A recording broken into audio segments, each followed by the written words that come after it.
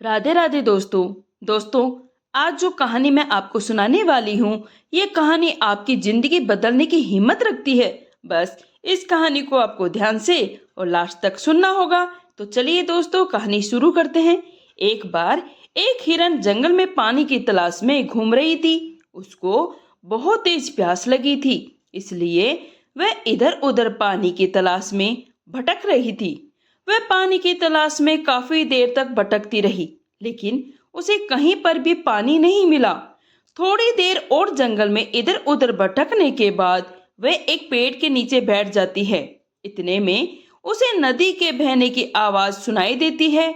तो हिरन पेड़ के नीचे से उठकर फौरन पानी की आवाज की तरफ आगे बढ़ती है और वह देखती है उसके सामने एक बड़ी सी नदी बह रही है। जैसे ही हिरन नदी को देखती है, वह बहुत खुश हो जाती है, मानो उसे फिर से नई जिंदगी जो मिल गई हो। वह तुरंत दौड़ती हुई नदी के पास जाती है और जैसे ही पानी पीने के लिए अपने सिर को झुकाती है, तो उसकी नजर अपने दाईं तरफ पड़ती है। वह जैसे ही अपने दाईं तरफ देखती है, तो उसे एक शिकारी नजर आता है, हाथ में तीर लिए निशाना तान के खड़ा हुआ।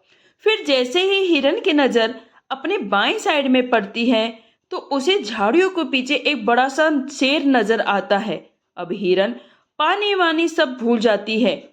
फिर वह पलटकर पीछे देखती है, तो उसे जंगल में एक भयंकर आग लगी हुई दिखाई देती है, जो कि धीरे धीरे उसकी तरफ बढ़ रही थी।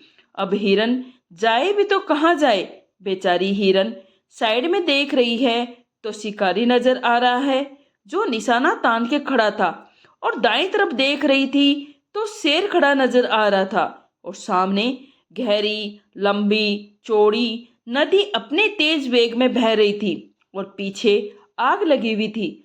मतलब उसके लिए चारों रास्ते बंद हो चुके थे, चारों तरफ से मुसीबतें आ चुकी थी। अब हिरन सोच में पड़ जाती है। अब वह सोचती है कि चारों तरफ से मुसीबत आ चुकी है, तो मैं क्यों ना अपना काम करके क्यों ना मरूं। मुझे वैसे भी तो मरना ही है, तो मैं पानी पीकर क्यों ना मरूं।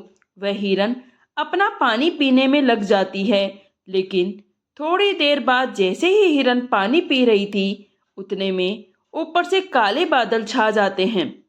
बादलों से बारिश होने लग जाती है और जो आग लगी हुई थी वह आग बुझ जाती है। और पानी के कारण शिकारी का जो निशाना था वो चूक कर शेर को लग जाता है, और शेर की नजर शिकारी पर पड़ती है और शेर शिकारी के पीछे लग जाता है। जैसे ही हिरन पानी पीकर अपना सिर उठाती है, तो वह अपने लेफ्ट साइड में देखती है, तो उसे शेर नजर ही नहीं आता। वह अपने दाएं तरफ मुड़कर देखती है, तो जो आग लगी हुई थी वह बारिश के कारण बुझ जाती है। मतलब सब कुछ सामान्य हो जाता है। इस कहानी से हमें बस यही सीख मिलती है दोस्तों, इंसान की जिंदगी में प्रॉब्लम जब आती है तो चारों तरफ से आती है, जिसके कारण इंसान बड़ा ही घबरा जाता है और डर भी जाता है। अपनी प्रॉब्लम से आपको डरना नहीं चाहिए और ना ही घबराना चाहिए। बस शांति से 2 मिनट के लिए सोचना है। हिरन के पास भी बहुत ऑप्शन थे, या तो वह पानी में छलांग लगा सकती थी या इधर उधर भाग सकती थी, लेकिन उसने शांति से सोचा और अपने काम में लगी रही। वह पानी पीने आई थी और पानी पीने लगी। इंसान भी अपने कामयाबी से थोड़ी दूरी पर रहता है, उसे मुसीबत दिखना शुरू हो जाती है। घर की प्रॉब्लम, कभी पैसों की प्रॉब्लम, जिसके कारण वह कुछ भी नहीं कर पाता, घबरा जाता है और डर भी जाता है। इसलिए आपको ना तो घबराना है और ना ही डरना है, बस अपने काम पर बने रहना है। दोस्तों ये कहानी यहीं समाप्त होती है। इसलिए अगर दोस्तों आपको ये कहानी